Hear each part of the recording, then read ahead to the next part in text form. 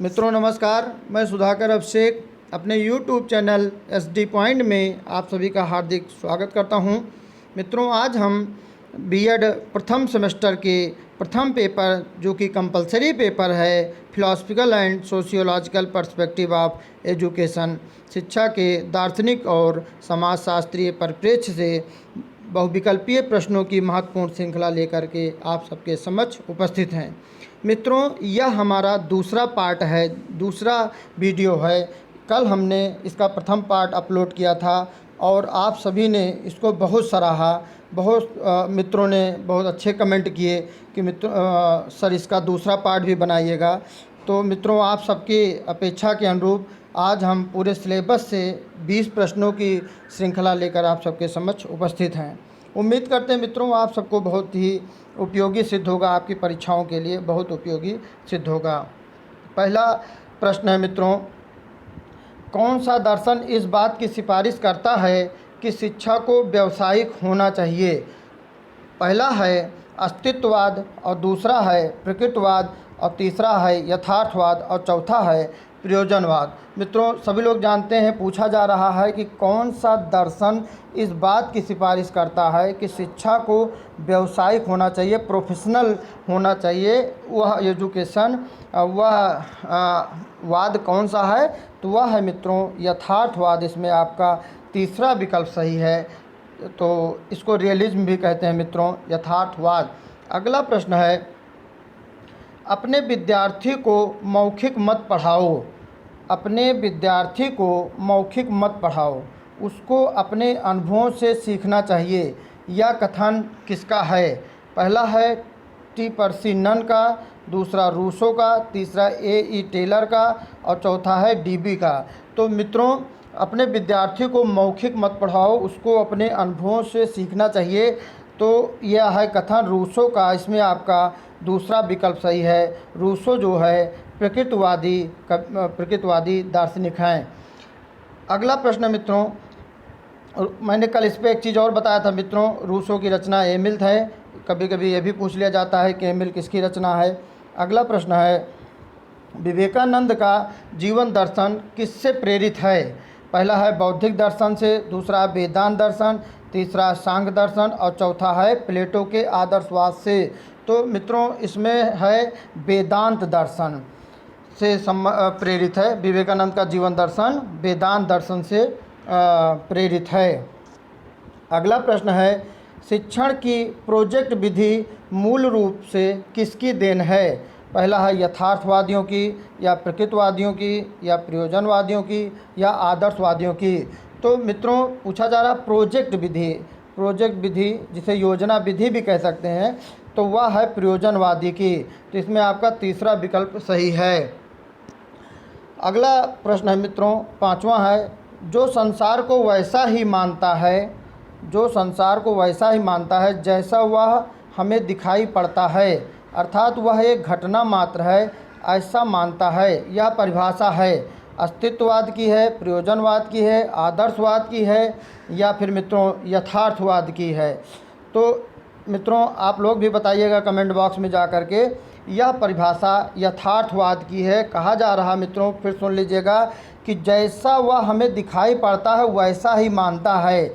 तो यह ऐसा मानने की प्रवृत्ति जो है यथार्थवाद में होती है मित्रों। इसमें आपका चौथा विकल्प सही है, वह है यथार्थवाद। अगला प्रश्न है, छठवां प्रश्न है, शिक्षण संस्थाओं में समाजशास्त्र के सिद्धांत का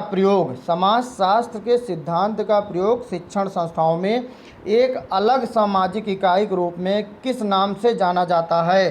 पहला है शिक्षा का समाजशास्त्र, सोशियोलॉजी ऑफ एजुकेशन, दूसरा है शैक्षिक समाजशास्त्र, एजुकेशनल सोशियोलॉजी, तीसरा शिक्षा के सामाजिक आधार, सोशल फाउंडेशन ऑफ एजुकेशन और चौथा शिक्षा का सामाजिक विज्ञान, सोशल साइंस ऑफ एजुकेशन। तो मित्रों इसमें आपका दूसरा विकल्प सही है।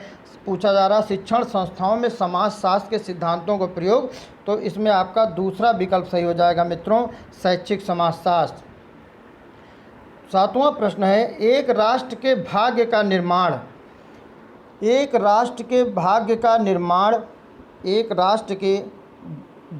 निर्माण उसकी कक्षाओं में होता है।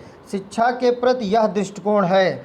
शिक्षा के दर्शन शास्त्र का है, शिक्षा के समाज शास्त्र का है, या शिक्षा के मनोविज्ञान का है, या शिक्षा के इतिहास का है? तो मित्रों, एक राष्ट्र के भाग का निर्माण उसकी कक्षाओं में होता है, तो यह है शिक्षा के समाज शास्त्र का। दूसरा विकल्प इसमें आपका सही है। कक्षा का तात्पर्य एक लघु समाज से भी होता है मित्रों, तो इसमें आपका दूसरा विकल्प सही होगा, शिक्षा का समाजशास्त्र। 8वां प्रश्न है, अभय होकर संघर्ष के द्वारा मानवता की सेवा करना किस भारतीय दार्शनिक के जीवन दर्शन का सार है? पहला है श्री अरबिंदो, दूसरा विकल्प है गांधी जी, और तीसरा विकल्प है टैगोर, और चौथा है स्वामी विवेकानंद जी। तो मित्रों, यह चौथा विकल्प इसमें आपका सही है, स्वामी विवेकानंद जी। 9वां प्रश्न है मित्रों, टैगोर के शिक्षा दर्शन के प्रमुख सिद्धांत हैं। पहला है सामाजिक संबंध को प्रोत्साहन, दूसरा है समाज सेवा तथा स्वशासन की भावना का विकास, तीसरा है स्वदेशी शिक्षा राष्ट्रीय शिक्षा प्रणाली का आधार, और चौथा है ये सभी। तो मित्रों, टैगोर का शिक्षा दर्शन का प्रमुख सिद्धांत, इसमें आपका चारों विकल्प सही है, तीनों विकल्प ये सही है, तो चौथा ऑप्शन मित्रों ये सभी सही हो जाएगा। अगला प्रश्न है, गांधी जी द्वारा समर्थित शिक्षा दर्शन में शिक्षा का तात्कालिक उद्देश्य क्या है? वह है जीविकोपार्जन है। तात्कालिक पूछा जा रहा है मित्रों कि शिक्षा प्राप्त होने के तुरंत बाद व्यक्ति को का जो है उद्देश्य क्या हो सकता है, शिक्षा का उद्देश्य क्या हो सकता है? तो वह जीविकोपार्जन, संस्कृति, पूर्ण विकास, या ये सभी। तो मित्रों, सभी लोग इसे हल कर सकते हैं, वह है ये सभी। इसमें आपका चौथा विकल्प सही है। अगला है मित्रों, 11वां प्रश्न है, सोशल कॉन्ट्रैक्ट रचना किसकी है? पहला है रूसो की, दूसरा हर्बर्ट स्पेंसर की, और तीसरा है जॉन डीवी की, और चौथा है प्लेटो की। तो सोशल कॉन्ट्रैक्ट रचना मित्रों रूसो की है। कल भी मैंने बताया था इनकी एक रचना एमिल भी है, तो एमिल। अगला प्रश्न है मित्रों, 12वां प्रश्न आप सबके समक्ष है, सामाजिक परिवर्तन की प्रावैधिक सिद्धांत का प्रतिपादन किसने किया? प्रावैधिक सामाजिक परिवर्तन का सिद्धांत की बात की जा रही है मित्रों, तो उसमें क्षेत्रीय सिद्धांत, प्रावैधिक सिद्धांत, कई सिद्धांत। प्रावैधिक सिद्धांत का प्रतिपादन किसने किया? ब्राउन ने किया, अकबर ने किया, लिस्टर वार्ड ने किया, या चैपिन ने किया? तो मित्रों, इसमें आपका दूसरा विकल्प सही है, वह है अकबर। अगला प्रश्न मित्रों, किस संविधान संशोधन के तहत शिक्षा का अधिकार एक मौलिक अधिकार के रूप में लाया गया? पहला है 88वें संशोधन, दूसरा 87वां, तीसरा है 85वां, और चौथा मित्रों है जो कि 86वां। तो मित्रों, वह है 86वां, चौथा विकल्प इसमें आपका सही है। फिर से प्रश्न मित्रों पढ़ लेते हैं कि किस संविधान संशोधन के तहत शिक्षा का अधिकार एक मौलिक अधिकार के रूप में लाया गया? तो वह है 86वां संविधान संशोधन। ठीक है। अगला प्रश्न मित्रों, 14वां प्रश्न आप सबके समक्ष है। साथ साथ मित्रों, आप सबसे एक निवेदन भी है, जो अभी चैनल पे नए हैं वो चैनल को सब्सक्राइब कर लें, और साथ में बेल आइकन की बटन ज़रूर दबा लें मित्रों, जिससे आपको हमारे नए वीडियो की नोटिफिकेशन आपको तुरंत मिल जाए। धन्यवाद मित्रों। खूब शेयर करिएगा चैनल को, खूब इस वीडियो खूब शेयर करिए, उन बच्चों तक ज़रूर पहुंचाइए मित्रों जो अभी नए पाठ्यक्रम के बारे में या बहुविकल्पीय प्रश्नों से परिचित नहीं हैं। तो अगला प्रश्न है मित्रों, किस अनुच्छेद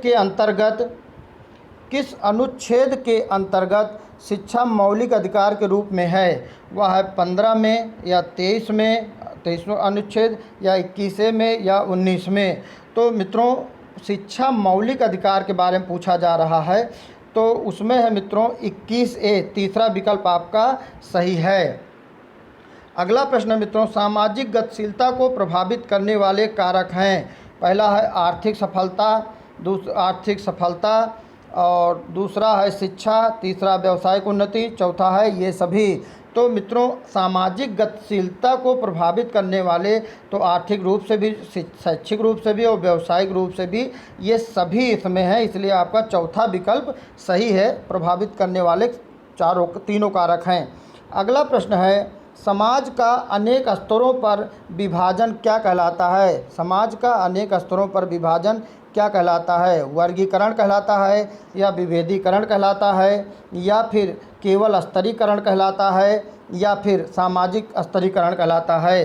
तो मित्रों इसमें आपका चौथा विकल्प सही है, सामाजिक स्तरीकरण।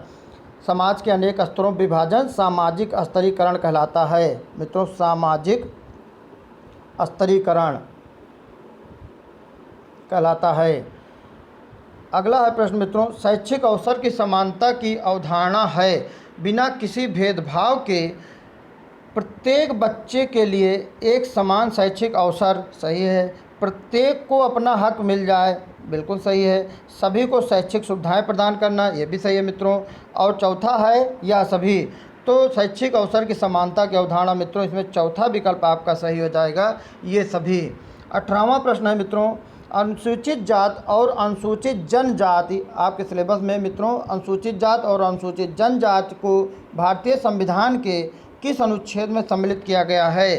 पहला है 341 में, दूसरा है 343 में, और तीसरा है 344 में, और चौथा है 345 में। तो मित्रों अनुसूचित जात अनुसूचित जनजाति को 341 और 42 में अनुच्छेद में सम्मिलित किया गया है। इसमें आपका पहला विकल्प सही है। अगला प्रश्न मित्रों 19वां प्रश्न है, समावेशी शिक्षा का उद्देश्य है अधिगम के मार्ग की रुकावट, अधिगम के मार्ग की रुकावट को कम करना। दूसरा, विद्यार्थियों की आवश्यकताओं को पूरा करने के लिए दृष्टिकोण काम व्यवहार दृष्टिकोण काम। दूसरा, व्यवहार अध्यापन और पाठ्यक्रम में परिवर्तन लाना। और तीसरा है स्थानीय संस्कृतियों और समाज के विभिन्न समुदायों के मूल तत्व को बढ़ावा देना। चौथा है उपर्युक्त सभी। तो मित्रों इसमें विद्यार्थियों की आवश्यकताओं को भी अधिगम के मार्ग की रुकावट को कम करना और अध्यापन और पाठ्यक्रम में परिवर्तन लाना, स्थानीय संस्कृति और समाज के विभिन्न समुदायों के मूल तत्वों को बढ़ावा देना, इसमें तीनों विकल्प सही है, इसलिए उपर्युक्त सभी सही है। चौथा विकल्प समावेशी शिक्षा का उद्देश्य, ये सभी हैं। अगला प्रश्न है मित्रों जो कि अंतिम प्रश्न है, परिवार बच्चे को शिक्षा प्रदान करता है, इसमें प्रश्नवाचक चिन्ह है, औपचारिक रूप से या अनौपचारिक रूप से या प्रयत्न सही या ये सभी। तो मित्रों परिवार बच्चे को शिक्षा प्रदान करता है अनौपचारिक रूप से, इसलिए इसमें आपका दूसरा विकल्प सही हो जाएगा और औपचारिक रूप से आपके सिलेबस में भी है मित्रों, अगर पूछ लिया जाए विद्यालय शिक्षा कैसा प्रदान करता है तो वह है औपचारिक रूप से, लेकिन यहाँ पूछा जा रहा मित्रों परिवार बच्चे को शिक्षा प्रदान करता है तो वह है अनौपचारिक रूप से, दूसरा विकल्प इसमें आपका सही है। तो मित्रों ये रहा 20 प्रश्नों के महत्वपूर्ण प्रश्नों की श्रृंखला। उम्मीद करते हैं आपकी परीक्षाओं के लिए बहुत उपयोगी सिद्ध होंगे। और मित्रों अगर आपकी अपेक्षा होगी तो हम और प्रश्न पत्र तीसरे या दूसरे प्रश्न पत्र की भी श्रृंखला लेकर आपके समक्ष परीक्षा से पहले उपस्थित होंगे मित्रों। और मित्रों अभी तक आपने वीडियो को इतना शेयर किया, इतना स्नेह दिया, इसके लिए आप सबको बहुत बहुत धन्यवाद। एक गुजारिश भी है मित्रों, चैनल को प्लीज़ सब्सक्राइब कर लें, लाइक और कमेंट शेयर ज़रूर करें मित्रों। बहुत बहुत धन्यवाद मित्रों।